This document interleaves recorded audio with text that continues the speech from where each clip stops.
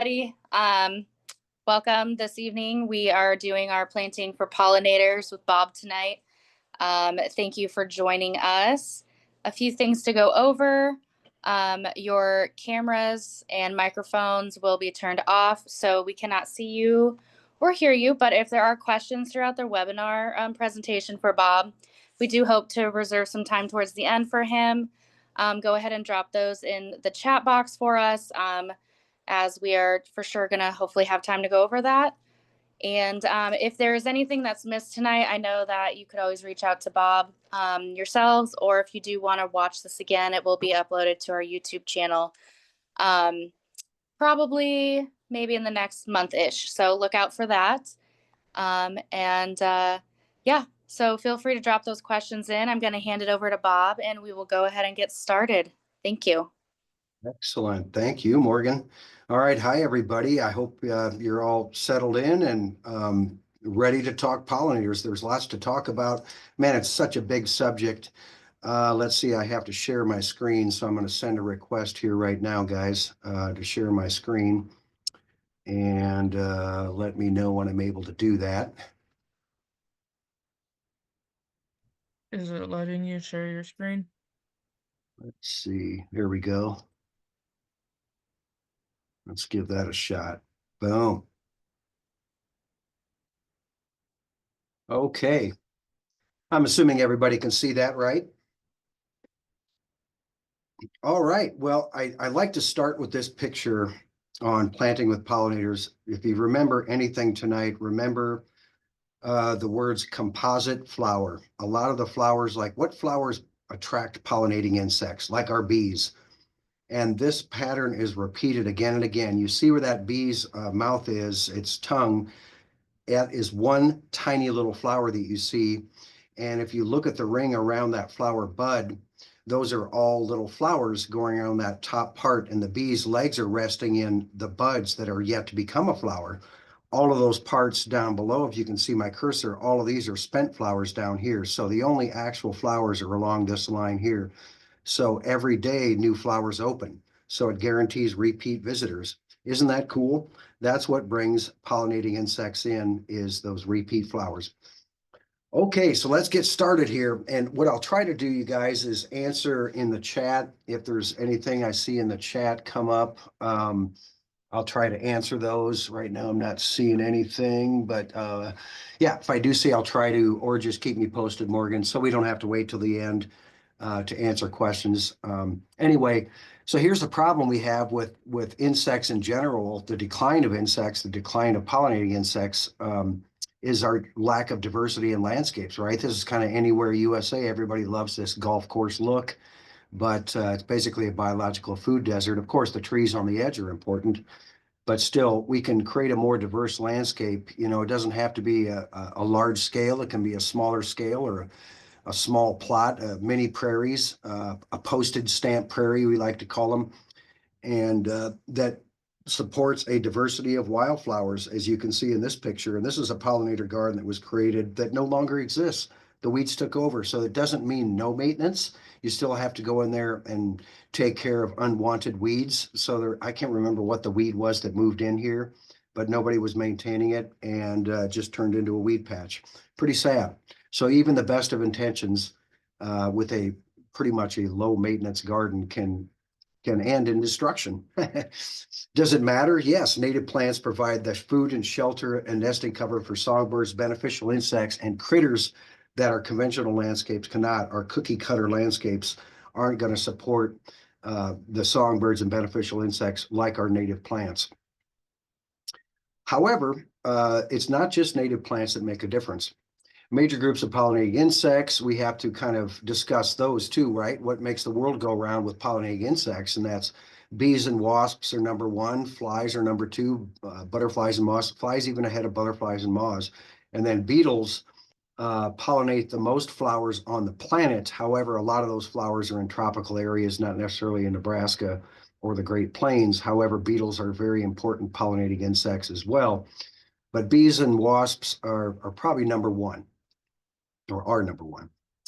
you know, and they visit a wide variety of flowers for forage. They don't just go after one particular species of plant. And that's really where the trouble lies too, is we don't have a diversity in our landscape. So the bees are kind of forced to forage on one weed or at a time when it's in bloom.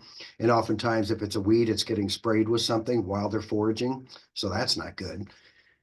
So many other species are specialist foragers. They rely on a small number of flowers. And then, of course, the bee mouth parts, they prevent them from those deep tubular flowers like penstemons, but they'll crawl inside those penstemons. But sometimes those tubular flowers are too narrow for them to crawl inside. That's where butterflies come in handy with their mouth parts. And another thing we can do is just, you know, it's simple. Replace turf with other landscape plants. It doesn't all have to be done at once. Just start a new bed every year and eventually expand it. Have ground covers, perennials, trees, shrubs, mini prairies. All these things can be done in the landscape. Main thing we need to do is just kind of relax and work with Mother Nature rather than fight against her. In fact, I took that picture on a hot summer day, you know, where we kind of feel like melting on a hot summer day. So mass trees and landscape plants together and separate those from the turf. Strive for biological diversity. Even in the lawn, you can put up with a few weeds. Strive to maintain a bee-safe lawn, eliminate the use of insecticides. I think that's the main thing we can do. And hopefully, if you're listening to this, you haven't sprayed insecticides in years, decades, hopefully. It's just not necessary, in my opinion. Taking any action, however modest, is better than none at all, right? And then you also have to identify, you know, the farmer bee is our honeybee, the introduced bee, but we also have wild bees out there, and there's a plethora of wild bees native to Nebraska. And, you know, a lot of us know the bumblebee, the green metallic sweat bee you've seen before, the leaf cutter bee, you know, mason bee.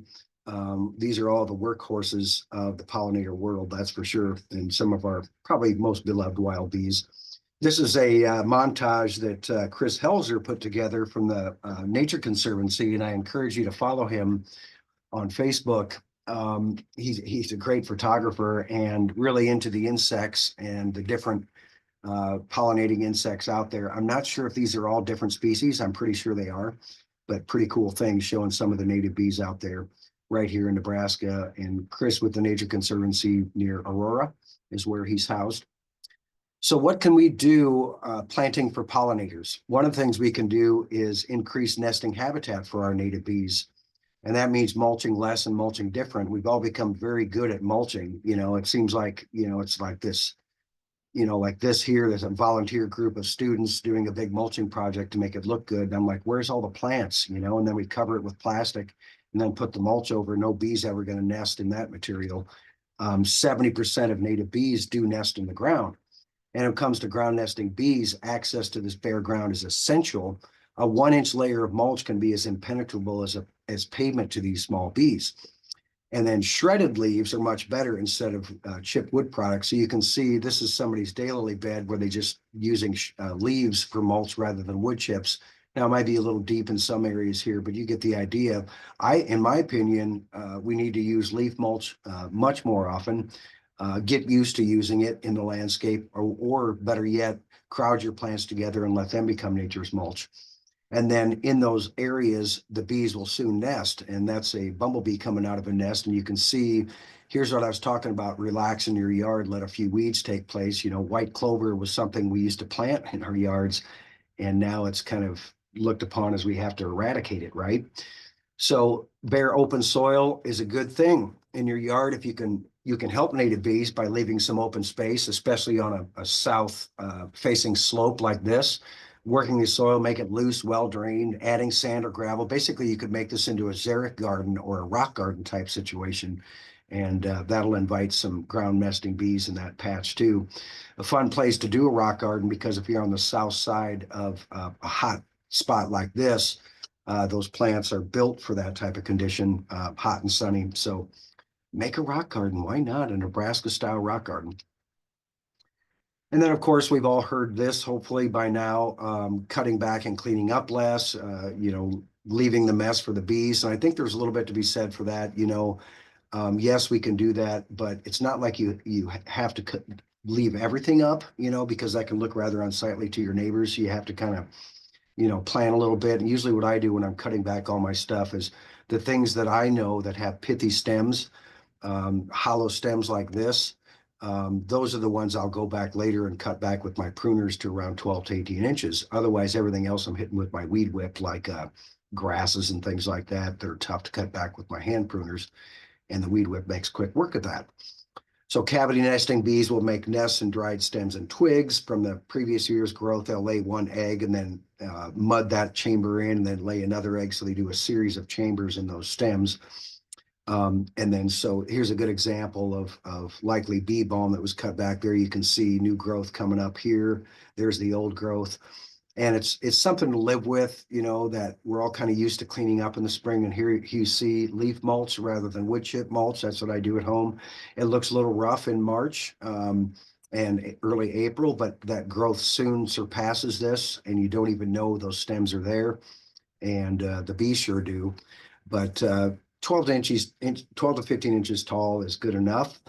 And that'll be the small cavity nesting insects, you know, plants like Joe Pye weed, goldenrod, your coneflowers, your monarda, etc. Things like, oh gosh, pithy stems. I can think of the black-eyed Susans, you know, just kind of experiment, cut around. And if you see a hollow stem or a stem that has kind of a pith in the middle, they dig that pith out and lay eggs in it. These are just stems to a elderberry. So you can cut those to about 12 inches long and tie them up rather than making a fancy bee hotel. Just use elderberries and they'll last a couple, 3 years.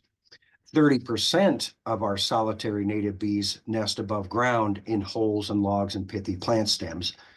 So that open ground is 70% of the bees. The other 30% are above ground in logs and these pithy stems. So cleaning up less is a good thing to do. There you can kind of see the remnants of that soft, pithy material I was talking about there as you see that bee's bottom crawling inside. Okay, so butterflies and moths, also very important pollinators, both members of the order Lepidoptera and valuable pollinators. And, you know, they're valuable in other ways too, other than just being pollinators, just like all insects. The butterflies lay their eggs directly on or near the caterpillar's food source. And some of those caterpillars will eat only a single species. Others will eat a very wide range of plants from numerous families. And you recognize, hopefully this is a painted lady, and one of their host plants is Pearly Everlasting, Anaphyllus. And Pearly Everlasting is not commonly planted anymore, but it should be. We've offered it at the Statewide Arboretum, and most folks just walk right by it. I think it's a cool plant. And then another one is Pussy Toes, good host plant for the painted lady. But it's not picky. The painted lady will lay its eggs on a number of things, including the lowly stinging nettle is an important host plant to it. So studies have shown that only 14% of native plants available in that particular region are making 90% of all the caterpillars. So again, these butterflies are laying eggs. What's making all the caterpillars? Well, the native species. These are the keystone species to support native insect populations. So the insect herbivores can only eat those plants with what they share in evolutionary history. They cannot or will not use introduced exotic plants for food. So the butterflies will lay their eggs on the leaves of these trees, and the birds will eat those caterpillars, right? And the oak species, these are bur oaks in Dannebrog, Nebraska, the Dannebrog Park, all bur oaks. And the bur oak is the quintessential wildlife tree, meaning it supports more Lepidoptera species than any other tree out there, up to 500 or more. And another interesting fact is scientists estimate there are 10 times more moth species than butterfly species. So yes, we all love the hawk moth, but there's a lot of lowly moths out there that are just kind of regarded as pest species, but those become very important food source for birds, because caterpillars are the main food source for raising young songbirds. These caterpillars contain carotenoids, and they enhance the greens, reds, and oranges of the bird plumage. Bright feathers are a signal of good health. Females choose the mates based on the brilliance of their plumage. So the caterpillars is what give them their bright colors. So realize those native plants become more than just landscape plants. They become critter food. But if we saw this in the landscape in the past, what would have been your first reaction? You'd have probably contacted your extension to say, what can I spray this with to kill these bugs? They're eating my leaves. But a lot of these trees have adapted and have chemical defenses in them too. So And critters like this aren't going to completely defoliate a tree. They might eat some. But if you look and say, do you know what those caterpillars are, right? Maybe I should find that out first before I willy-nilly just up and spray them. And are they going to hurt this is actually on a hackberry. Are they going to hurt this hackberry? Likely not. And that's actually what the caterpillars are, a mourning cloak. So had you known this, would you have sprayed them? Heck no, right? We all know the monarch butterfly, and most of us know what the monarch butterflies caterpillars look like, but learn what the caterpillars look like of other butterflies before you just go out spraying. So no insects, no baby birds, right? And again, the caterpillars are very important. Yeah, Brenda says, I always remind myself that my milkweed is a host plant. And yeah, because that milkweed, it can get a little out of hand sometimes, right? That's for sure. Yeah, so here's a picture. These are sawfly larvae in this robin mouth, and you can see how many it has in there. And sawflies, the pine sawfly, tends to attack our pine trees, and most people will not even consider it. They'll just contact their chemical company, come out and spray my pine trees every year, and all those pine saw larvae will go to waste. Here's another one, pine saw larvae. So an easy one for birds to come and get. And you see here, this is a sparrowhawk or American kestrel, and it's got a tomato hornworm in its mouth. How cool is that? So even a bird of prey will feed its young caterpillars. It's an important thing. Okay, why isn't this advancing? Here we go. So here's an interesting factoid. A nesting pair of chickadees will feed their young ones 6,000 to 9,000 caterpillars before fledging. Isn't that crazy? After fledging, nobody has counted, but fledging chickadees get fed for up to 3 more weeks. So they leave the nest and mom and dad are still feeding them after they leave the nest. So you need 6,000 baby caterpillars to feed one brood. It's no wonder our bird populations are going down. Lack of food source, lack of native trees. So planting for pollinators means preserving what trees we have, planting trees. It's just as important as any aster or goldenrod you're planting out there. Birds will feed their young exclusively on caterpillars if they get a chance. Caterpillars are an essential part of a bird's ability to raise their young. In fact, 98, or I think it's 96% of our songbirds are raised on insects, mainly caterpillars. So we, as vertebrates, cannot make our own carotenoids. We get them from plants or something that did eat plants. It's on up the food chain. So carotenoids are very important to our diet. And then also here, the relatively large prey items, they're high in protein, high in fat, and they're soft with a low percentage of chitin. And what that means, chitin is like if this mama bird was feeding her baby a beetle, the beetle's wings, that tough exoskeleton of a beetle is what makes chitin. And you can imagine her trying to jam a beetle down her baby's throat, not going to be very happy. So they're soft and spongy, just like a nice tube of sausage. So again, woody plants, our native woody plants support 29 times as many species as introduced ornamental plants. So if you want more butterflies, if you want to plant for pollinators, remember they have to raise caterpillars, right? They have to produce young. I look at butterflies as just as important in the food chain. Like, okay, I want a lot of butterflies just so they're making lots of babies so the birds can eat them.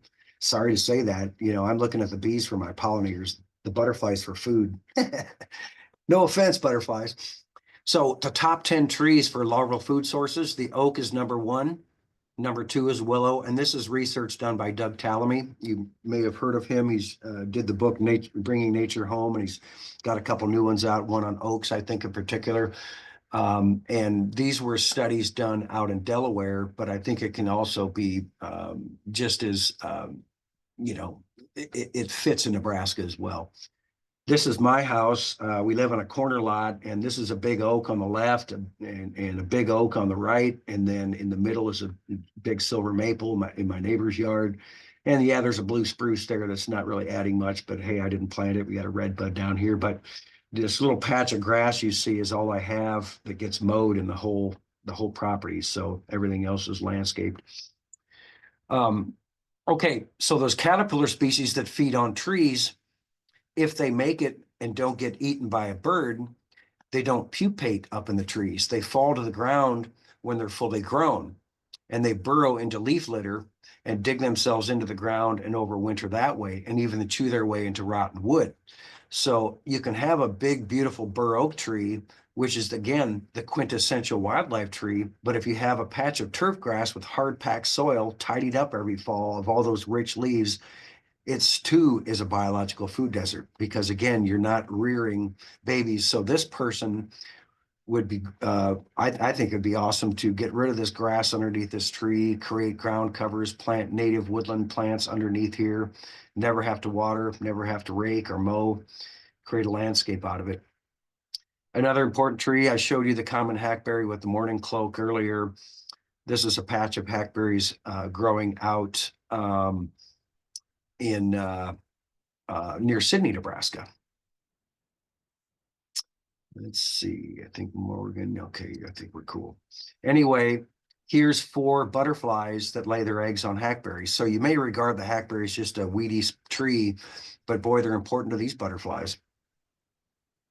And even the redbud, they're a great nectar source for native bees and butterflies in early spring when other plants are still dormant. So not a lot of things blooming in early spring, other than maybe some flowering bulbs and, you know, daffodils and crocus, which doesn't give a whole lot for the bees. What they're really after in early spring is our early blooming trees, critically important to our pollinating insects.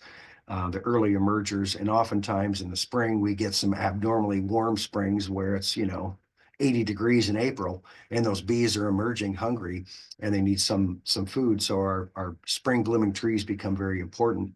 But they also are important because, again, a native tree, the redbud, hosts many species of butterflies and moths, including this guy. Leafcutter bees also love redbud. So this is a good sign of leafcutter bees taking a redbud leaf. Yeah, and then chokecherry, just a quick example too. Widespread species of butterflies, both as a host plant for caterpillars and as a source of nectar. So you get something like this that we consider a keystone species, because it's both a host plant for butterflies as well as a great nectar producer for bees in the spring. And if you've ever wondered what are one of the plants the cecropia moth, the beautiful cecropia, feeds on, here's the caterpillars of a cecropia moth feeding on chokecherry. How cool is that? Here's another important distinction with trees and pollinators. Bees emerging in the first warm days of spring collect resins from the buds of trees. And there are many trees that bees love, including poplar, willow, birch, alder, hazel, oak, beech, lots of different trees. This is a picture of cottonwood buds, and this is our native state tree. And these buds are big. I mean, they can be up to 1 inch long. And if you touch the buds, they're sticky to the touch, and you look, they're kind of shiny, like they've been shellacked. They're covered with this resin. And if you touch it, they're sticky, and then you smell your fingers, it smells good. And it makes a thing called balm of Gilead. It's been around. Humans have known about this healing salve for centuries, if not thousands of years. Well, the bees knows about this resin as well, and they mix this resin with their own enzymes and use this highly antimicrobial glue to line their hive. We call this sticky glue propolis. So if you're a beekeeper and you've seen this sticky glue in between the frames of your beehives, that's what this is propolis. And there's people that actually harvest that. It's immunity stimulating, antiviral, and bactericidal, antifungal. I mean, it's just amazing anesthetic properties to this propolis. And you can actually buy this stuff online. People have been using it for health benefits for a long time. There's a company I saw here that's in Amish honey, bee propolis, and you can make your own bee propolis throat spray. And I read online a testimonial from a lady said she uses that for her kids as kind of a preventative from cold and flu season. So bee propolis, antibacterial, antifungal, antimicrobial, kind of sounds like something that would be good for cold and flu season, I think. So in the early periods of spring, when few plants are yet to bloom, bees take food from wind-pollinated plants as well. The most valuable of these are the poplar, again, the hazel, the alder. These trees have what we call catkins, and willows are one of the first catkin-producing tree to bloom in the spring. Think of the pussy willow and how early they bloom with these cute little flowers. And you can see the pollen sacs that this bee has on its hind legs collecting the pollen every spring. This gives the bees a boost of energy if they've been depleted. And if you look up, the willow has amazing medicinal properties to it for us humans. I feel they have the same medicinal properties for the bees. And look at all this pollen on this honeybee's body, let alone on the pollen sacs it's collecting to bring back to the hive. Here is what catkins look like on a hazelnut, elongating in the spring. So in the wintertime, they're kind of short and stout. Here you can kind of see one that's starting to elongate. These things will get to be about 4 inches long. They look like tinsel dangling from the branches. They do this before the trees leaf out. And then later on, you can see they will release their pollen here. You can kind of see the pollen sacs close up here. So the bees will actually go collect that pollen before it's released in the air. So they become important early season pollinating plants as well. So the moral of the story is, yes, when you're planting for pollinators, don't look at your property and say, well, all I have is shade. I can't really plant for pollinators. If you have native trees, just like I have, because I can't plant a lot of these full sun plants you're seeing in this picture right here. I don't have the sun to plant this. All I can do is hope others plant it.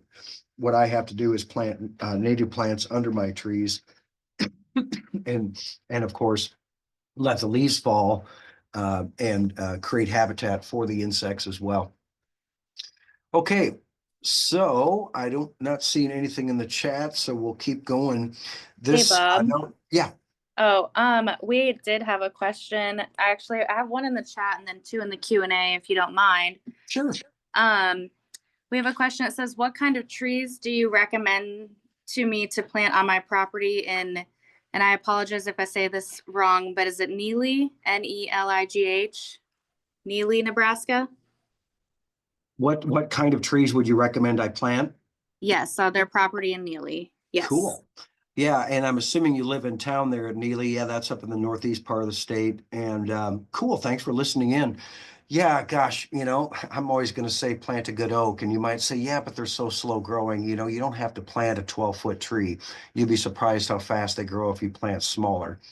And there's some great reputable sources here in Nebraska. Great Plains Nursery is one I'll give a shout out to for good native oaks. In Neligh, gosh, you have a big selection. You could plant a red oak. You could plant a white oak. You could plant a bur oak, black oak, lots of different oaks. And that's really what I'm going to hang my hat on to you for, simply because if you drive in Neligh right now, how many different oaks are you going to see in town? Very few. So we need more. And if you have anything in Neligh, it's maybe some ash and silver maple, maybe a pin oak or two. But yeah, more oaks is what we need. And then let's see. And then Brenda's asking, we had to take down a large elm. Well, that's too bad. And to plant a bur oak to fill the front yard with pollinator natives, yes, plant a bur oak, Brenda. You'll be happy that you did. Love that tree. It's a great shade tree. You could also look up. You could also look up red oak. It's probably the fastest growing of the oaks, and it's a great tree for your area as well. What do I do about the locust killer hornets eating all my caterpillars on my dill? Wow, that's crazy. I didn't realize the local locust killer hornets were going after the caterpillars on your dill too. Well, you heard how I feel about butterflies. I think they're just as important, providing food right up the food chain. So look at your caterpillars on your dill as I'm helping out the hornet. Well, why is that a good thing? I don't know. They're keeping the locusts in check, right? If those locust hornets weren't taking out the locusts, man, what would they be doing to our trees? And that's an interesting critter in its own right. And we won't spend a whole lot of time talking about them. They're more out to scare you. In fact, I think the females don't even have a stinger. It's the males that do. I can't remember, but they have a whole story to tell too. We won't get into that. I'd love to do a talk on just beneficial backyard insects sometime with you guys. That'd be fun too, because I got a whole PowerPoint on that too. Okay, so this picture you see is a prairie that was planted outside of the Morton Arboretum in Chicago, outside of Chicago. If you've ever been to the Morton Arboretum, if you haven't, put it on your bucket list. But this is called the Schulenburg Prairie. And the Schulenburg Prairie was actually started in the 1950s. It's one of the oldest prairie restorations in the country, formerly a soybean field, and changed it over to prairie back in the 1950s. I mean, it was unheard of back then. And this guy did both seed and plugs to get this beautiful prairie, and started by Schulenburg from Nebraska, which is pretty cool. Okay. Yeah. When you say native plants under a tree, what would you recommend? Yeah, that's a big question. And Cindy, a lot of times you like your pin oak, it's limbed way up. I would say a good resource for you to look those things up is go to the Statewide Arboretum's website. In fact, I was thinking of this, Cindy. I could do a whole talk on native plants for part shade and shade, because that's a whole subject in itself. And I was thinking about that before I came down to, it's like, dang, I didn't even address shade or part shade. And everybody's going to want to know that. It just would have been too much. I would have had to keep you here for 3 hours, right? But anyway, if you go to plantnebraska.org and type in native plants for shade, you'll see lists that we have put together for that. Good recommendations for that, because I could rattle them off, but it's not going to really do you any good at this point. You're going to be able to go to our site and see some great lists. Xerces Society, I'm sure too, for our area also talks about shade and those native plants for shade, because it's a little more challenging than the sun. Okay, let's see. Yeah, what can you plant under the trees to help the bees? There's another one. It sounds like we have another presentation coming up about pollinator plants under trees or something like that, right? We'll get to that at some point, people. But isn't that a gorgeous prairie? Oh man, it's kind of blurry, but this is former display beds that I took care of here in the Statewide Arboretum. So flower-rich habitat can support honeybee health.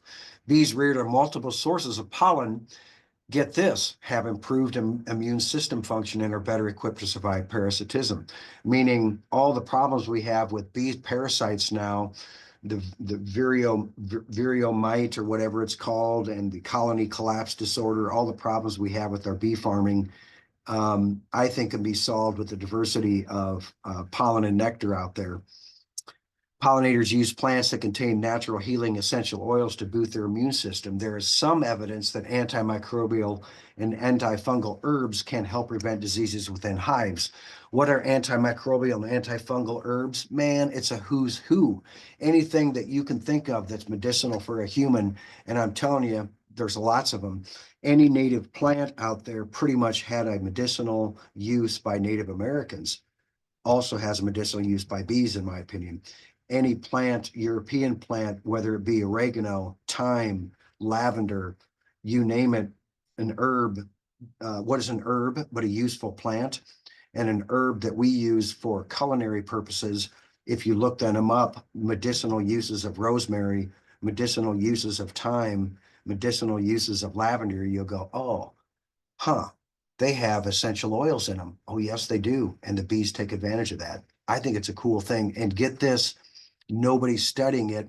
I'm in the ear of the UNLV lab all the time about somebody studying this. I think a hive should be surrounded by all plants that have healing essential oils. And let's see what happens to the hive survival rates then. I realize bees forage more than just around the hive, but at least if we surrounded the hives with these types of plants, they would benefit from it. Even the lowly dandelion has medicinal benefits. So of course, the honeybee is an introduced species, but they know what they like, right? Plants introduced from the motherland. You know, things like Russian sage and blue globe thistle and Caryopteris or blue mist spirea or the salvias, all introduced plants that we gardeners have planted over the years. But I'm telling you, they attract more than just honeybees. I've seen plenty of native bees on these introduced species too. Are these native bees taking advantage of these introduced species? Is it leading them down a wrong path? Is the nectar just as good for the native bee? I say yes, because the native bee wouldn't be bothering to hit these flowers if it wasn't. And again, it's offering medicinal benefits as well. So cosmos, not introduced, but yes, bumblebees will hit cosmos. And there again, you see that composite flower. You see the tiny little flowers on the outside ring of this cosmos. So there you see all the buds on the inside.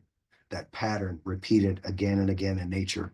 There it is again with this blanket flower. There it is again with the Mexican torch flower.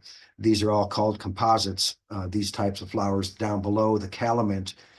If you're growing this calamint in your garden, you know how great of a pollinator it is. Not native. Does that make it a bad plant? In my opinion, no. I just think we need more natives, but don't chastise yourself or others for planting non-natives if they attract pollinators. I think it's a good thing.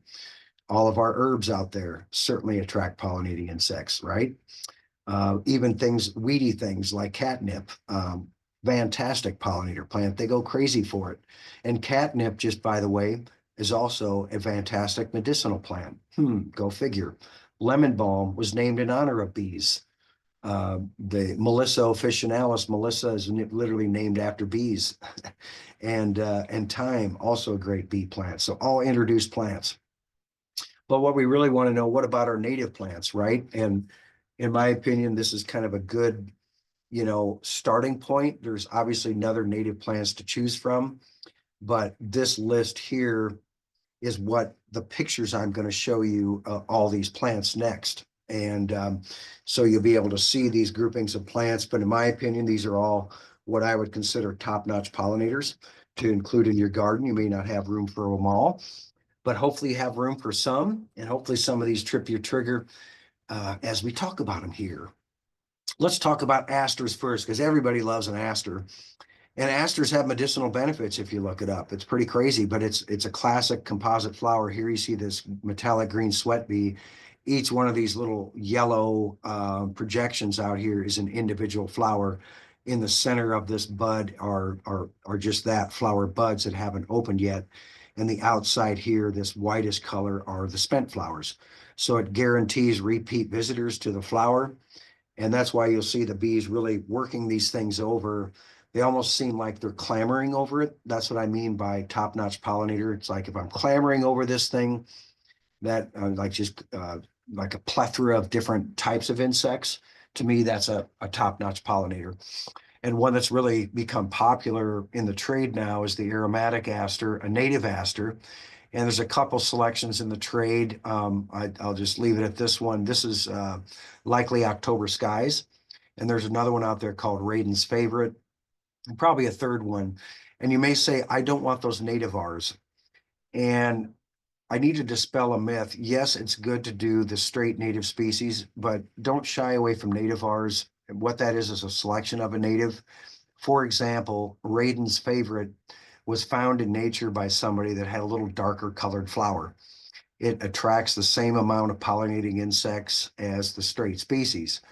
That's a good thing. And you're going to get some seedlings coming up in your garden too, which is a good thing. So a lot of these nativars that are in the trade were either discovered in nature or maybe a little shorter, maybe a little darker flower, or more importantly, maybe a more profuse bloomer. So it was selected because it had more flowers. Another good aster for Nebraska is the smooth aster, Aster laevis, definitely overlooked and underutilized. One of my favorite asters, beautiful sky blue flowers, tough as nails. You'll see it more in the southeastern corner of the state in these rocky, nasty soils. So really tough aster. And there's a selection in the trade called Bluebird, and somebody found one that had a little darker blue color to it. And it's named smooth aster because the foliage is smooth to the touch, doesn't have any hairs on it. Fantastic aster. And kind of the aster that started it all for folks is the New England aster. Still a top-notch pollinator to this day. It just gets a little tall for people. Ends up getting around 5 to 6 feet tall. So a little tall for some gardens, but mixed into a tall grass prairie garden, it's still a fantastic pollinator and easy to grow. I really like the calico aster. There's one in the trade called Lady in Black. And again, found in nature. It had a little darker foliage and the stems were black, so they selected it for that. And otherwise it has the same flowers, number of flowers.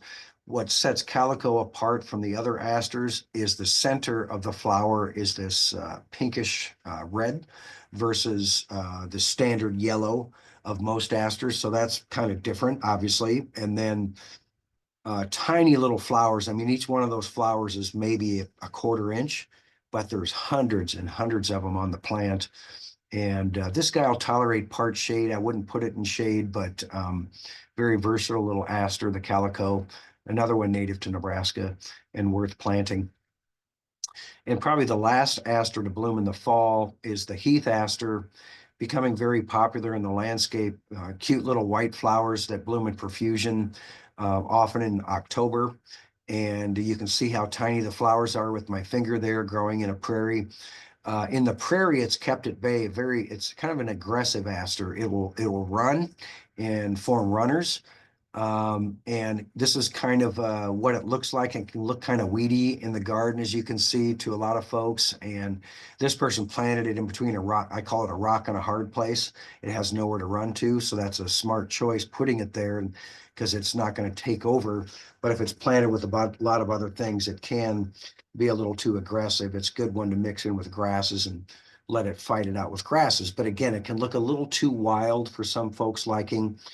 And fortunately, there's one in the trade now called Snow Flurry heath aster, again, discovered in nature, but this heath aster only gets to be around 6 inches tall.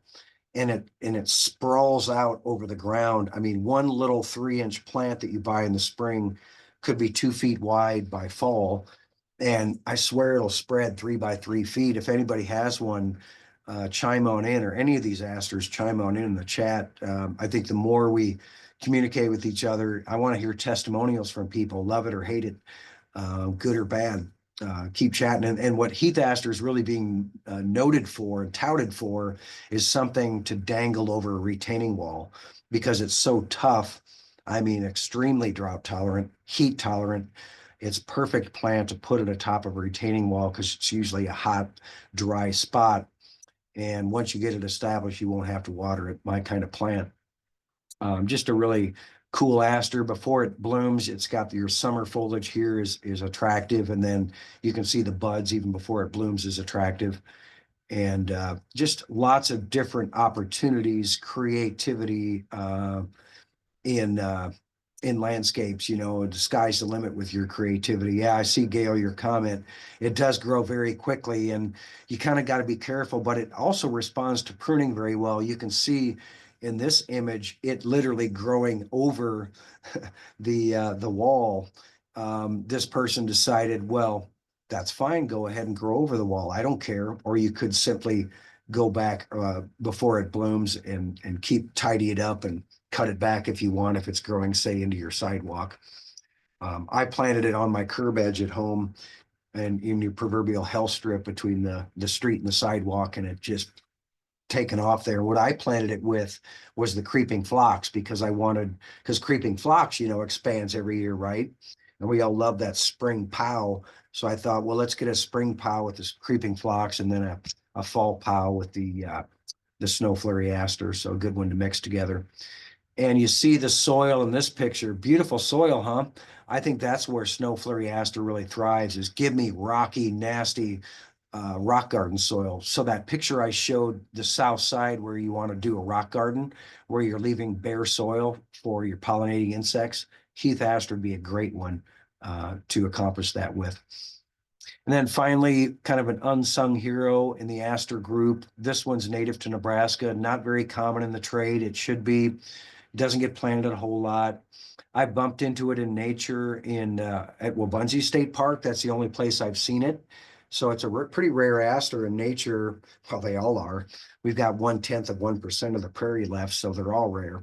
That's why we need to plant them in gardens for perpetuity, if nothing else. But the sky blue aster forms this rosette of leaves at the base, and then this bare stalk comes up about 2 feet high, topped with these aster flowers in the fall. And good one to mix with showy goldenrod. The two bloom at the same time. What a great show. I'm sorry I don't have a picture of the two together. Okay, so that's it for asters. Now we're going to move on to one of my top favorite Nebraska wildflowers, period. The dwarf blue indigo. Love this plant. This is a plant that will teach you patience. I call it the peony of the prairie. If you plant a peony, you know you have to be patient, right? It takes several years to come into its own, if not more, but they'll outlive your grandkids. Well, a dwarf blue indigo is no exception. It will live for decades and decades in the garden, but it takes several years to even bloom. And by the time 5 years pass, you're going to have a nice mature plant, but it will command your attention every year going, is this the year, you're really going to take off, because it's putting down a tremendous root system, something a drought is never going to be able to mess with because it's so tough. Bumblebees love it in the spring. In the pea family, as you can see with that pea-looking flower, blooms early in the spring, usually around mid-May. You'll have a nice set of flowers. This was my former display beds. Here it is blooming with New Jersey tea, and there's some iris back here and some columbine. Just nice combined with other plants. It doesn't have to be all by itself. What's fun about dwarf blue indigo is you'll get different colors with the plant too. Some are paler blue, some are darker blue. I like that. I celebrate that. I don't think they need to be all the same color. And they can end up growing like a shrub, like a foundation type shrub. And you can see the base of this plant, how many stems are there. I would venture to guess each one of those stems darn near represents a year. So this patch is likely around 20 years old. Pretty cool. And when they're emerging in the spring, they almost look like asparagus or a lupin coming up in the spring. It's one of those plants where you look at daily, right? And that's what's great about perennials. They're dynamic. They change every day. They command your attention as you're going from your garage to for your front door. What are you doing today? Oh my, it looks like you've emerged. How cute are you? Oh, 3 days later, you're starting to form flower buds, and oh, you're starting to bloom. So really a fun thing. And here you can see in this picture, the previous one here, no plants around it, right? That's fine, but kind of a food desert around that plant. Here you see it planted in amongst prairie grasses, where the grasses are providing habitat and weed control.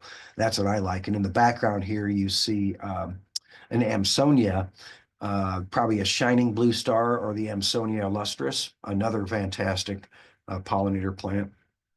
Later on, the flowers form these seed pods, which, backlit by the sun, that wonderful chartreuse color really comes out, and you can see the foliage is starting to expand too, because when this thing first starts coming up, the foliage really isn't evident. It's more all about the flower. But later on, the foliage continues to open as these seed pods are developing. And then those seed pods turn to this charcoal black color later on in the fall. And the plant, sometimes seed pods don't form at all. Here's one where I got no seed pods, or this was like a spent flower. It didn't get pollinated well enough, and that's fine with me. I like this beautiful blue-green foliage. Kind of looks like it's basically a 2-by-2-foot meatball. And again, tough plant, and you see no wood chip mulch at the base. I'm done with wood chip mulch. I let the plants be their own mulch. And then I'm going to get some prize seedlings under here too, of some good plants too. Okay, so this was a former xeric garden I took care of, or a dryland garden with dryland prairie species. The white wild indigo I planted in there. Here you see some cactus in bloom, to kind of let you know this never saw a drop of water from me. It's only what Mother Nature would give it. Love the white wild indigo. I think if it gets rich soil, a lot of organic matter, a lot of mulch, it's going to kind of grow out of bounds on you. It gets big. But it's another one when it's emerging in the spring that it's really cool. This is a coneflower back behind here, but up front, this stem and this naked stem here is the white wild indigo, the Baptisia alba, emerging in the spring. And then later on, these naked stems form with literally no leaves. You don't see any leaves yet. It's all just flower stalk. And then again, topped with those cute white pea-like flowers. There you see it in the garden. Here you see it out in a native prairie. This is by Elmwood, Nebraska, a rare plant in our prairies in Nebraska. There's a few remnants. that still have this plant, thankfully. But a good example, you see it here in a garden. I think this poor plant says, put something around my bare ankles. I would appreciate that.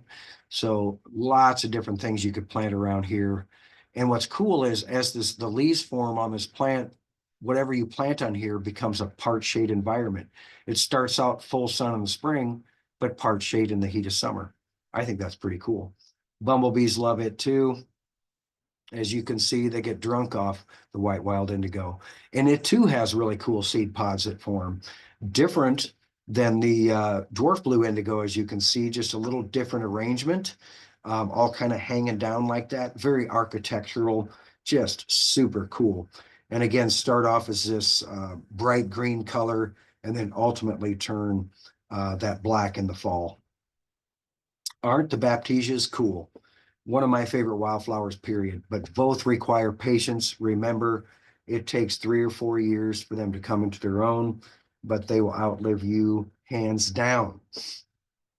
Okay, let's move on to another great group, the bee balms, top-notch pollinators. This is a clearwing moth, and kind of mimics a bee when they're flying around. So you kind of think it's a bee, but it's actually a moth. Maybe you've seen these before. And what is this moth laying its eggs on, right? This is what we need to learn more of. And actually the snowberry, a native shrub, is one of that's great. Chris is asking, what do you suggest planting under around the indigo? Yeah, Chris, that's a good question. You know, depending how many shade trees are around there, if it's an open wall-to-wall sunshine, I'm probably going to do a short prairie grass. I would love to see some prairie drop seed planted under there. I think it'd be an awesome scene. And if you planted the two at the same time, they would grow up together because prairie drop seed takes 3 years to come into its own too. What a gorgeous combination that would be. It could be little blue stem, blue grama, prairie drop seed, any of the shorter prairie grasses. If I was going to go with a wildflower or two under there, I would probably do an early spring bloomer that can take advantage of that part shade later on in the summer. And my spring bloomers would be things like pasque flower, prairie smoke would be two good ones. Just the sky's the limit, honestly. You could do a spiderwort underneath there. Lots of different stuff, obviously you just not want it too big. But what would size hurt? I mean, the white wild indigo can get 4 to 5 feet tall, right? So you could really go with a lot of different plants underneath it, but good question. Okay, would I do a bee balm underneath it? Probably not. They get a little too tall. 4 to 5 feet is this wild bee balm. Wild bee balm, one of my all-time favorite plants because you can have your cake and eat it too with this plant. Read up on its medicinal benefits. You'll be prepared to crawl down a rabbit hole because it has tons of medicinal benefits. This plant has more thymol in it than thyme. Thymol, researchers have found, has cancer-fighting agents in it. Yeah, concentrations of thymol, which is a strong antiseptic. Monarda has been used in infusion form for a variety of ailments in its long past. Native Americans have used it for cold and flu season, much like we could be doing today. Are pollinators attracted to these same germ-destroying characteristics? I say, why wouldn't they be? Maybe they're not attracted to them, but they certainly are taking advantage of them, or the plant's saying, hey, tell you what, I'll provide you this if you provide me that. Sounds good to me. Sounds like a win-win. But is that not a gorgeous plant? And sometimes folks say that it'll get mildew. And if it's in too much shade, or if it gets top watered, or not good air movement, what that means is it's sheltered, when it's breezy, the breeze is not able to hit it. It can get mildew. It doesn't kill the plant, but it can make it look unsightly. But that foliage, what I like to do before it flowers is I'll cut that foliage and dry it, and you can use it as a seasoning because it's very close in flavor to oregano. And or you can make a fantastic tea out of it. It makes a great tea, prairie tea as well. And when the Native Americans would harvest it for cold and flu season, they would get it in flower bud stage because all the energy of that plant is going up to the flower bud. So you can really capture that. So you have some plants harvesting for medicine and some plants for the pollinators. Why not? We can have both.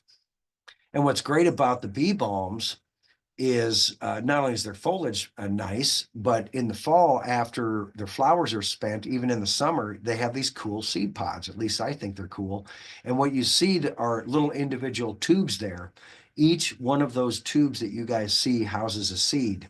Sometimes not all of the tubes are filled, maybe didn't get pollinated, but each one of those tubes represents an individual flower. You see that?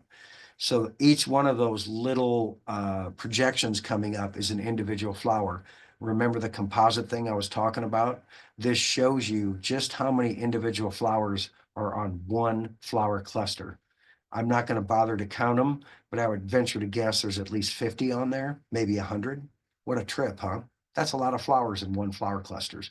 That's why they bloom for such a long period, because the plant's not going to be spent, the flower's not going to be spent until it goes through all those individual flowers. Down at the base of this mop head, they're spent, but in the middle, there's still flower buds. And so each one of these little anthers coming out represents an individual flower. And you may say, but the cultivars out there aren't as good as the native. Yes, they are. They're just native to a different area of the United States. This is our wild bee balm. This is the Oswego tea bee balm, which is more native to the eastern United States. Let's see, I saw something in the chat, a question. Yeah, Brenda says my bee balm got mildew last year. It is along my fence and near a tree. Should I move it? Yeah, if that tree is really shading it certain times of the day, yes.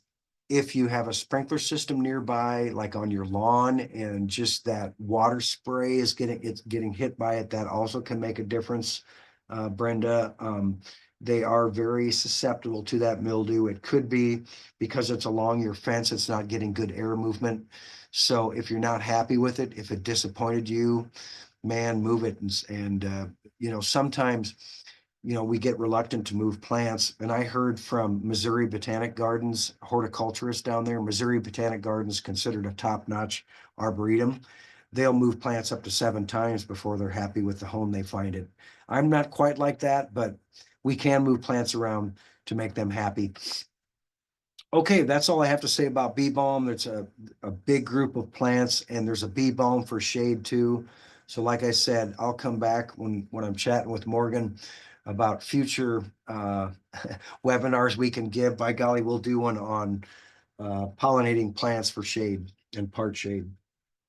Okay, now let's move on to the coneflowers, another favorite group of plants of mine and a lot of other folks, probably you as well, right?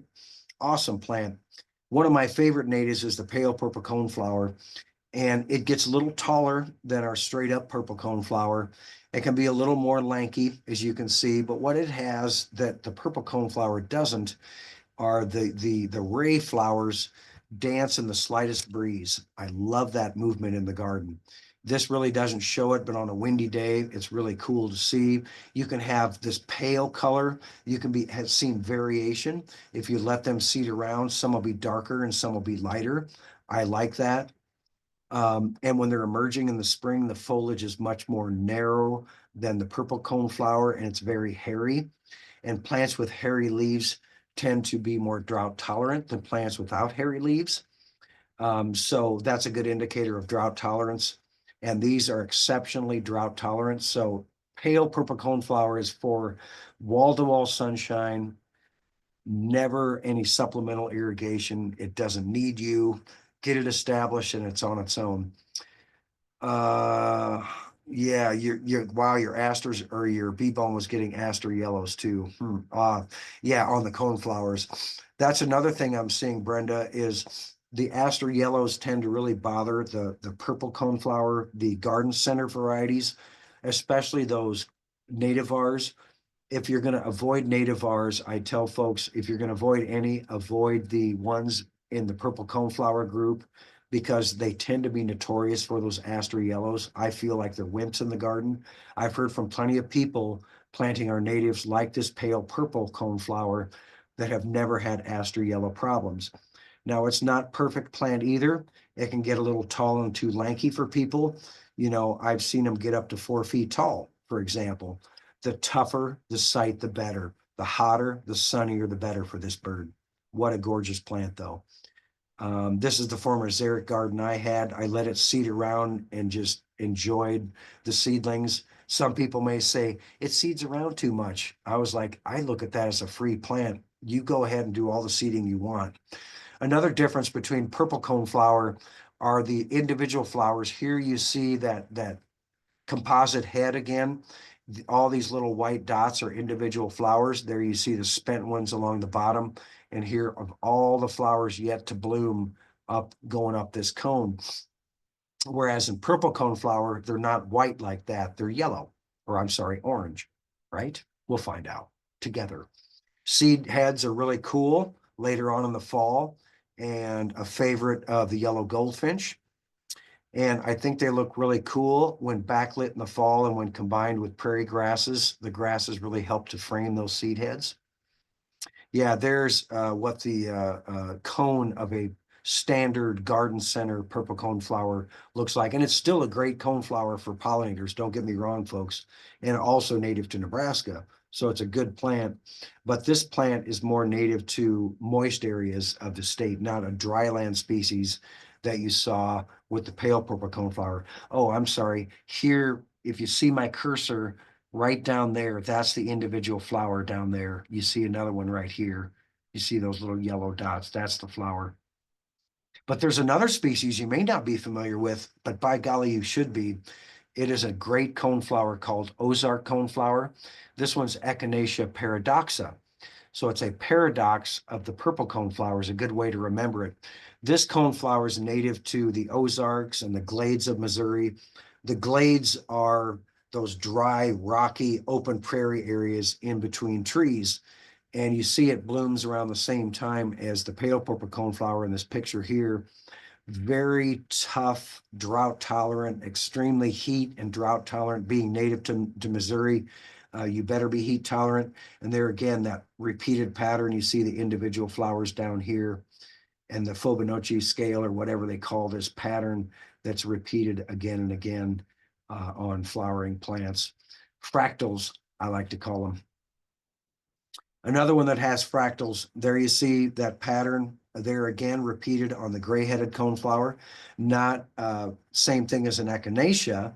The gray-headed coneflower is a Retibita species, and there's a couple of them out there. You may know it. Another one is Mexican hat, is kind of a common one planted in gardens, but this is an overlooked prairie plant for gardens. Fantastic, easy to grow, loves the heat, loves dry. I mean, it's so easy to grow.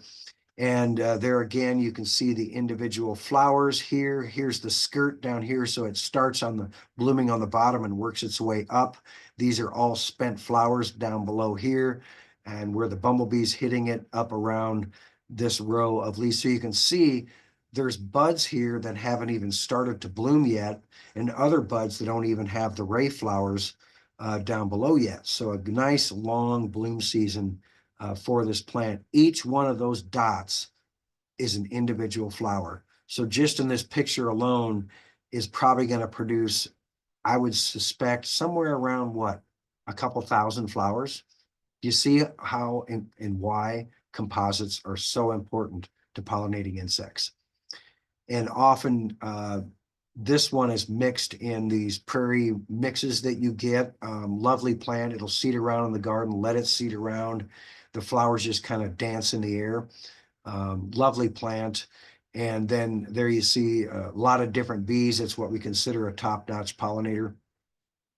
And in the fall, the goldfinches take advantage of the seeds as well. Heck, this goldfinch is hitting it even while it's in bloom, hitting that seed head. And then Culver's root. Unfortunately, this prairie plant does not have a very sexy name, so not very popular. Boy, it should be. This is, in my opinion, should be in every prairie garden, every garden period. It is more of a spiked raceme flower, we call this. And you can see each one of these little buds is a flower. So again, in this picture, if we wanted to take the time to count all the buds on this one spike, I would venture to guess there's probably around 300 to 400. So in this one picture alone, each one of these represents an individual flower. Is that not cool? And if you see up close, so the bumblebee taking advantage of it, but I like it even before it blooms. I think the foliage is very attractive. And the foliage kind of wraps itself around the stem, creating what we call a world world effect around that stem, making it a very architectural plant in the landscape. Long-lived, easy to grow, very dependable. Just put it on your wish list. You'll be glad you did. And combines well with a lot of plants. It tolerates part shade, but grows best in full sun. And then in the fall, it has these nice seed heads on it. Here you see it with hit with a little ice storm. I've seen them in hoarfrost too, really lovely with hoarfrost on them. So nice seed heads in the fall and winter time as well on the Culver's root. Again, not a very sexy name, but it is what it is. Okay, another top-notch pollinators are the gay feathers. One of my favorite groups of native plants as well. There's so many different ones to choose from, and they all have a little bit different thing to offer. These are images thanks to Chris Helzer, again, from the Nature Conservancy. I encourage you to follow him. These are some of the reasons why. He's just a great photographer. And the reason I show these is it's a close-up of the gay feather spike, and you can see these are buds as he's crawling around on the flower, and this is one individual open flower on the gay feather. Yeah, good info. I did plant nursery big box coneflowers, and the reason it is, I think, Brenda, is it's not the nursery's fault.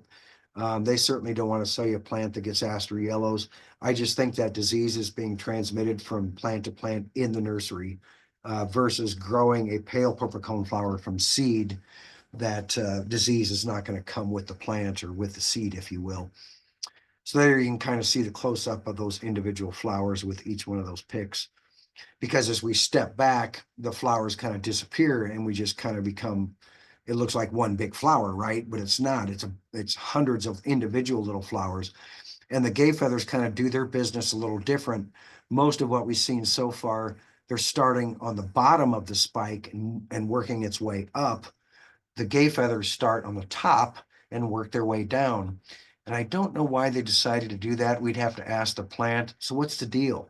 Everybody else works from the bottom up. What's your gig? Why do you have to go from the top down? Who knows? All I know is the gay feather is a super plant. And we have a number of species native to the state, again, all having something. Why bother with different species? Well, this diversity within groups, they inhabit different habitats. And the spike gay feather is also called marsh gay feather. The spicadas or spiked gay feather is spike-like.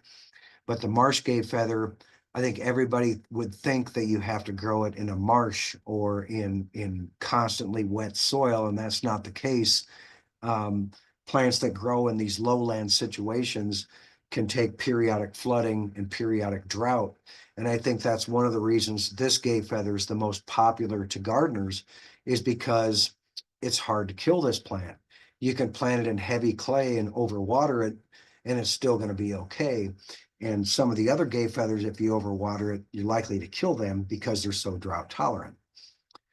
But the spike gay feather, man, oh man, you can't go wrong. It's the first to bloom.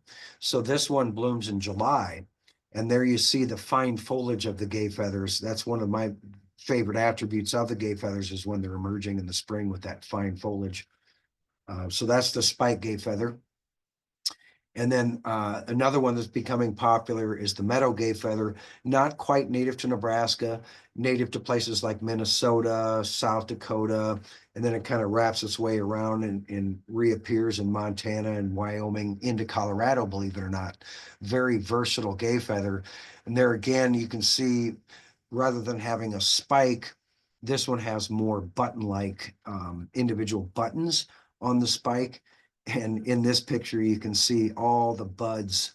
Like, again, if we counted them, there's probably around, 20 in there. And there you see, as they come out, the individual flowers within those buds. So top-notch pollinator. Yeah, there you can see where it's native to. And Bluebird Nursery, where we get some of our plants from, told me they collected from this county up here near Sioux City. Pretty fun. So you can see it kind of has a weird native range kind of going up and around like this into the Rocky Mountains and down into Illinois. But when it's emerging in the spring, it kind of looks like a daylily, right? Grassy looking leaves on it. You wouldn't even know it's a gay feather, right? And that's what most of them look like in the spring. And then later on, the flowering stalks will kind of elongate out of that basal foliage and then ultimately be topped with those spiky flowers. But I like them emerging in the spring. And as those flower spikes come up, the flower buds, in my opinion, are just as showy as the flowers themselves. Is that not cool? So they command your attention even before they bloom. And man, when they bloom, do they command your attention. Gorgeous meadow gay feather. And noted for being one of the best monarch nectar sources out there. They will flock to this gay feather more so than any other for some reason. They just love it. Easy plant to grow in the garden. Should be on everybody's wish list. There you see a close up of the flowers and then the flower buds that have yet to bloom. Awesome plant, the meadow gay feather. Even the seed pods or the seeds in the fall are cool to look at. This is another one of those pictures from Chris Helzer. And the goldfinches take advantage of these seeds as well. So the coneflowers, the purple coneflowers, aren't the only native plants the yellow goldfinch will hit. They will also hit this guy. Then you have the thick spike gay feather, the granddaddy of the prairie, the tallest of the gay feathers. This guy can get 4 to 5 feet tall. And again, more of a spike on it. But different than the spiked gay feather, this one blooms a month later than the gay feather and is around 2 feet taller than the spiked gay feather. Again, another lowland species, meaning it's versatile in the garden. This is the backyard farmer garden on East Campus. Nice combined with the balloon flower here. Love this plant. And if you ever visit the Hastings College campus, they have a wonderful rain garden by their science building. This is their science building, one of the best rain gardens I've ever seen. And they've allowed this thick spike gay feather to seed around. In fact, the guy who took care of the landscape there was concerned that it was seeding around too much. What do I do with all these? And I said, well, it's either the gay feather or a weed. Which would you rather pull? And I said, just let the gay feather go and see what happens. And I'm so glad he did. Is that not cool? And just a really lovely landscape there at Hastings College, a great example of a rain garden. They've even put paths in there and they have a bench in there. And during a rain event, all of the rain that hits the roof of this building drains into this super long rain garden. I mean, the thing's, half the length of a football field. It's huge. And then here in Lincoln, Union Plaza has really planted a good planting of the thick spike gay feather as well. There it is combined with grasses. I think you can make your prairie garden be very formal looking if you do something like this, right? It doesn't have to be a wild look if you're worried about that. We can put our prairie plants in a very formalized situation. What I'm after is eliminating the need for having to water this, eliminating the need for having to weed this, and eliminating the need for having to mulch this. This planting accomplishes all three of those things. Oh, and by the way, it's habitat for overwintering insects in addition to nectar for pollinating insects, right? And then also nearby, you can see it, thick spike gay feather combined with the prairie grass. The prairie grass kind of hides the legs of the gay feather, and it almost looks like the flowers are coming out of the grass. A very nice combination. And there you see it planted in more of a naturalistic sense in a prairie style garden. Lots of different ways to use the gay feathers. Here it is with grassleaf goldenrod. Grassleaf goldenrod is not common in the trade. It's very aggressive. It runs. But somebody said, well, let's do this in a meadow planting and let the two fight it out and have fun together. And I'm never going to do anything to maintain you. And even in the fall, the thick spike gay feather has gorgeous seed heads. There again, who's going to take advantage of this? That's going to be the yellow goldfinches. And there again, here it is, just like the meadow gay feather, even when it's not in bloom, the flower buds and the upright, fine texture of that plant really stand out. And then the final gay feather is the little dotted gay feather. This is the most drought tolerant of the gay feathers. This is one you'll find out in the Nebraska Panhandle that might only bloom 6 inches high to a foot high, depending on moisture, but that root system will go down 8 feet into the ground. So the last of the gay feathers to bloom as well. This one blooms in September. So you can have different gay feathers that bloom at different months of the year. So this is the last one to bloom in September. Bob, we have 15 minutes left, or would like to launch a poll. Bob, okay, great. Yeah, go ahead. I'll continue chatting. I'm going to go ahead and catch up to, yeah, go ahead and launch that poll. Okay, Shauna asks, I have a very traditional yard and loving learning about all of this. If I wanted to start my own native to Nebraska garden and brand new, where's the best place to start?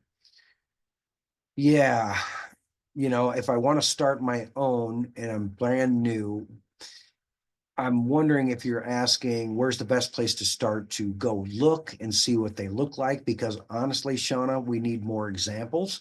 I know in Bellevue University has done some plantings around their parking lot that have some native gardens. Thanks to my friend Benjamin Vogt with Monarch Gardens. I know they planted some at UNMC.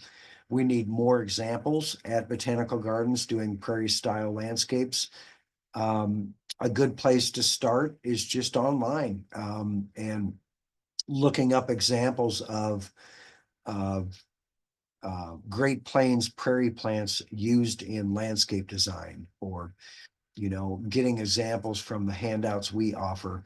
And I think the best thing is that old adage is keep it simple. Rome wasn't built in a day. You don't have to do a huge area.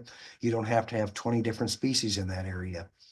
A lot of prairie gardens have grasses right with the forbs, but that doesn't mean, like that one picture I showed you that had 3 different plants in it. Lovely. And it was doing a lot of different things for you.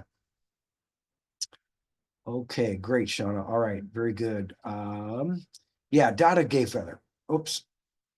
So here's what it looks like. Remember that picture I showed you of the meadow gay feather emerging in the spring? Look at what dotted gay feather looks like emerging in the spring. Completely different, more narrow foliage on it. And look at the lovely soil it's growing in. Sandy, nasty, dry soil out west. And then later on, this picture was taken in November. You can see there's no leaves on the trees. And those seed heads, I think, are gorgeous in the fall. Again, the shortest and most drought tolerant of the gay feathers, but it takes several years to come into its own, but well worth the wait. They'll have many flowering stems. So if you got a hot, dry, sunny spot, man, you can't beat it with a dotted gay feather. Lovely, lovely gay feather.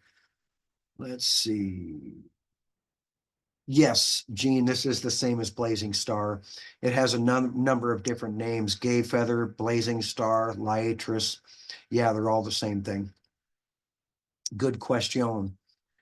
Okay, we're running out of time. I'm trying to fly through these. Golden Alexanders. Man, I love this prairie plant. Can't say enough about it. Very versatile, full sun to part shade, easy to grow. Yes, it can seed around in the garden, but I say go for it. Let's see. Oh, yeah. I have mostly native plants, but I'm obsessed with the color. Our zinnias, especially the newest ones. Queen's still good for pollinators. You know, I think the old-fashioned zinnias, Chris, are still the best. I think you just have to observe them. From what I understand, and observing myself, I think even the new zinnias attract pollinators. And as you know, the swallowtail butterflies really love hitting them in the fall too. Yeah, I say zinnia away. Zinnias are a good thing to include. And you know, folks, if you're new to native gardening, what I've heard from a native plant enthusiast, and I think it's good advice, is plant something with your native garden that your neighbors are used to seeing. Your neighbors know zinnias, so you can get away with some of these so-called wild plants by putting in some of the common plants people know, like the ones I showed earlier, like salvias, right? Or sedums.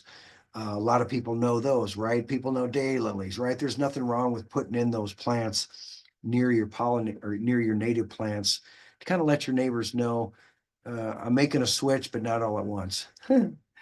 Are you saying to plant the native seeds or can you purchase plants and where? What nurseries carry the biggest variety of native plants? Yeah, great question, Melissa. And we're the consumers, so you can always at your favorite nursery ask them to carry more natives, and more of the garden centers are. Sometimes all they're carrying is gallon plants, and that becomes rather cost prohibitive. You know, the little plugs, the little 3-inch plugs are the best to buy, in my opinion. If you're here in Lincoln, we've got a couple of great sources. Midwest Natives is one, and the Statewide Arboretum. We've been selling native plants for a long time. We come to Omaha a couple times a year at the extension office, and then again at Fontenelle Forest, selling a lot of native plants. Great sources for you. Yeah, Brenda says love Midwest Natives. You know, you can't go wrong there. There's another one called Prairie Legacy. Prairie Legacy, she does great work there. My friend Kay Cotis with Prairie Legacy, they do strictly native ecotype seed. So they've collected seed from native Nebraska prairies, and that is cool. Given the ongoing drought, are certain plants which are more drought tolerant? Certainly, but you know, I've found a lot of our native plants, even the ones that aren't necessarily native to upland situations, can also tolerate these extreme droughts. In a native prairie garden, if you don't water, nothing is likely to die, but it can go dormant on you and reappear the following year. Oftentimes, though, they won't flower as long, and the flowers will be fleeting, meaning they won't, well, yeah, I just said that. They won't last as long, and they'll be, you know, kind of wimpy if it's in a drought year. All right, Brenda, so we brought our first natives at Fontenelle last year. That's awesome. Oh boy, dogbane. Amber, that's a tough one. Out of control. Yeah, so some native plants give other ones a bad name. Somebody maybe said, oh yeah, plant dogbane. It's a host for the monarch. I would have told you, please avoid the dogbane because it does not play nice. So you just kind of learn which ones don't play nice. And with the internet now, man, do your research. That's what I would say. Learn 6 new plants every year and learn them intimately, learn them inside and out. What's your root system like? Where do they grow naturally in nature? And you kind of mimic those things in the landscape. It gives you something fun to do in the wintertime. Learn your plants. You know, we know who the starting quarterback is to Kansas City, right? But do we know Golden Alexander's? Well, we should. Or maybe you don't know the starting quarterback to Kansas City. I shouldn't say that. But most people do. All right. Well, we're running out of time. Keep the questions coming. I'll answer them as we go. But yeah, Golden Alexander's. This one is the native larval host to the swallowtail. Somebody mentioned dill earlier. You plant dill for the swallowtail. Well, this is our native host to that black swallowtail. Should I be concerned with drought tolerant plants and the trees that you spoke of in the beginning not getting enough water? Yeah, Tara, establishment's key because you're right. Underneath a tree takes a lot of that water. But once you establish those plants, they are more in concert with that tree's root system, meaning they're very drought tolerant, even though they're spring woodland natives. Oftentimes these spring natives will bloom in the spring and then hang out the rest of the summer. Yeah, Morgan says I do have a couple questions in the Q&A. Yeah, let's go ahead and answer, Morgan. Okay. Oh. All right. Our first one is from Lisa. She says, I have a front yard redbud mulched with rubber mulch. Can I add a thin layer of compost on top of the rubber and plant natives, or would this be toxic? Mulch is 5 years old, pretty much embedded in the ground, so not easy to remove. Yuck. All I can say is yuck. Yeah, and I hope you weren't the one that put that mulch down. Tell me you were not the one that put that mulch down, please. Yeah, avoid that rubber mulch at all costs. You might say, well, it's a good way to use a recycled product. Not on landscape beds. Yeah, if it was me, I would try to use a steel rake and get up as much as I can and then compost over it and plant into that, you know, is about all you can do because, you know, all you can do is try to get up the rest. It's not like you're going to shave the top 2 inches of soil off. I mean, you could try to shave it off with a flat spade, depending how embedded it is in there. Just try to get up as much as you can and replace that with organic matter. And then you can plant underneath that red bud some some woodland natives. What I'm after underneath our trees for longevity and for drought tolerance, plants work together, the root systems work together. They aid each other in times of drought. Oftentimes we think, yeah, but aren't those going to compete with the tree and the tree compete with those? Yes, they will from the water, but it's a shared competition and they'll connect to each other's root systems by mycorrhizae. So they all become one big rhizosphere, we call that, where all the root systems are connected. That's a cool thing. Okay, quickly, we'll finish up on the golden Alexander. It's another one of these keystone species that attracts a lot of different pollinators. Even though I mentioned what's one of the main values for it is a larval food host for the black swallowtail butterfly. Oh yeah, excellent. Thanks for your time, Bob. Discovering, I love that emerging after clearing junk when bought house is dwarf blue indigo. You bet. One of my favorites, Catherine. Love that plant. Yeah, and here you see again the golden Alexander's foliage. I think it's attractive foliage. All right, folks. We got 5 minutes left. I'm going to try to fly through the goldenrods and we'll call it a night, and I'll answer questions as they're coming in. Goldenrods, because it's such an important plant and group of plants, probably the most important, in my opinion. 3 more questions in Q&A too. Oh my golly, should we take them, Chelsea, versus going through the goldenrods? Well, we'll try to do them quick here, guys. Sounds good, Bob. We're asking, do you have any tips on collecting, storing, and planting seeds from native flowering plants? Yeah, collecting the seed, obviously learning the plant and knowing that you're collecting from a plant is one thing, and then collecting that seed. I just store them in Ziploc bags, and then I put that seed in a cooler. If you just keep them on a shelf, they're not gonna store very long. You want to keep them in a refrigerator. You don't want to freeze them. Just keep them in a cool environment. Ideally 38 degrees. Most refrigerators are at 45, but it's chilly enough. So store them in a chilled environment. Best to collect seed and just fall sow them, because a lot of those wildflower seeds need a winter chill before they will germinate. So a fall sowing or a late winter, early spring sowing is the best thing to do. Growing them from seed, it's just best to kind of educate yourself and say you want to grow a certain species, look it up, because there's so much information online now about germinating these seeds. Lots of great tips and tricks out there. You don't need me to do that. Wonderful. Another question we have is, Beth is asking if clover's root is easy to grow from seed. It's not. And the seeds are small. Yes, it can be done. I've ordered seed before and had very poor germination. From cuttings, it's apparently really easy. Or if you know a friend that has it, it can be divided really easy. So a big clump can be quartered, for example. But growing it from seed, I would, if I was in your shoes, I would source a small plant, like a 3-inch plant, and say, hey, it's worth that investment because it'll live for many, many years. All righty. Another question says, we live in Fremont near the Platte River, very sandy, and we've got moles. Would planting these native plants be a buffet for the moles? Oh, yeah. Sandy soil, don't be discouraged by sandy soil, what we're growing at. There's lots of different prairie plants that will grow in your sandy soil by Fremont. They've been in that situation for millennia. They know what they're doing. Voles, yeah, they can be an issue, and they really love gay feathers. What I found, one bad vole year, I thought, man, they ate everything up, but they maybe just ate part of that root system where the plant was able to recover. But yeah, not a whole lot of preventative advice I can give you. Voles like to hide, and they have their best time when we have heavy snow winters, when they're hiding in those tunnels under the snow. So all I can say is invite more predators in to take care of them, like foxes. Okay, perfect. And then just another question, what date for planting would be considered early spring?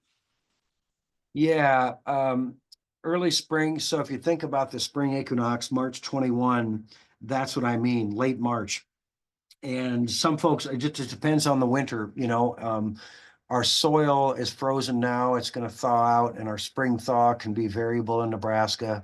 Usually by late March, it's there. And a lot of these wildflower species, if you didn't get it sown in the fall, have enough time for that winter chill to get sown in, I want to say late winter, early spring, meaning around, you have a window, I would say, from March 1 to, I mean, you can do a winter sowing too. A lot of these restoration places will sow seed right on top of the snow. They will wait for a forecast where they know the snow is going to melt. Like, okay, say we actually have snow cover on the ground and it's March 1. I'm going to go out there and sow the seed literally on the snow because we have the next 2 days forecast for upper 50s. So I know that snow is going to melt, and then that seed will literally going to get pushed right into the soil with that snow melt. If there's no snow, I'm going to wait for the soil to thaw, usually around mid-March or the first day of spring type of time of year, and just broadcast that seed on top of the soil.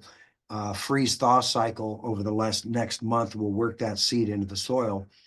The freezing and thawing does that, and that will be enough time for that to get done. Yeah, and as Mike says, keep in touch with that phenological calendar of the year as well. Best for fall sowing, folks. All right. Unfortunately, we're out of time, and all I need to tell you really here is this scene right here, our state flower.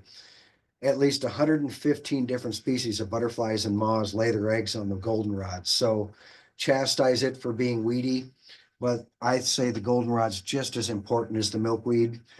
We never thought the milkweed was going to disappear from our landscapes. Now the milkweed all of a sudden needs help.